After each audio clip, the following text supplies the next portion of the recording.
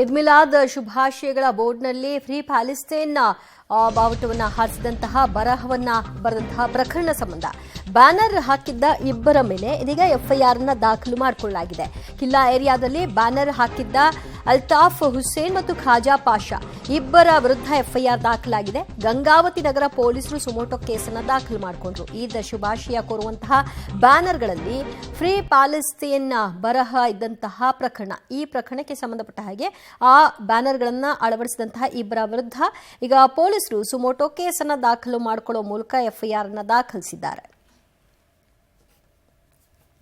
ಈದ್ ಮಿಲಾದ್ ಹಬ್ಬದ ದಿನ ಹಲವು ಕಡೆಗಳಲ್ಲಿ ಪ್ಯಾಲೆಸ್ತೇನ್ ಬಾವುಟವನ್ನು ಆರಿಸಿದಂತಹ ವಿಚಾರವನ್ನು ಕೂಡ ನಾವು ನೋಡಿದ್ವಿ. ಅದರ ಜೊತೆಗೆ ಬ್ಯಾನರ್ಗಳ ಅಳವಡಿಕೆ ಕೂಡ ಆಗಿತ್ತು. ಫ್ರೀ ಪ್ಯಾಲೆಸ್ತೇನ್ ಎಂಬ ಬರಹದ ಒಂದು ಬ್ಯಾನರ್ ನೀವು ನೋಡ್ತಾ ಇದ್ರಿ. ಈ ಬ್ಯಾನರ್ನ ಅಳವಡಿಸಿದ ಇಬ್ಬರ ವಿರುದ್ಧ ಇದೀಗ ಪೊಲೀಸರು ಸುಮೋಟೋ ಕೇಸನ್ನು ದಾಖಲು ಮಾಡಿಕೊಂಡಿದ್ದಾರೆ, ಅರೆಸ್ಟ್ ಮಾಡಿದ್ದಾರೆ. ಆದರೆ ಯಾಕೆ ಈದ್ ಮಿಲಾದ್ ಹಬ್ಬದ ದಿನ ಈ ಫ್ರೀ ಪ್ಯಾಲೆಸ್ತೇನ್ ಅಥವಾ ಪ್ಯಾಲೆಸ್ತೇನ್ ಬಾವುಟವನ್ನು ಆರಿಸುವಂತಹ ಪ್ರಕರಣಗಳು ಆಯಿತು ಅನ್ನೋದರ ಬಗ್ಗೆ ಈಗ ತನಿಖೆ ಆಗಬೇಕಿದೆ.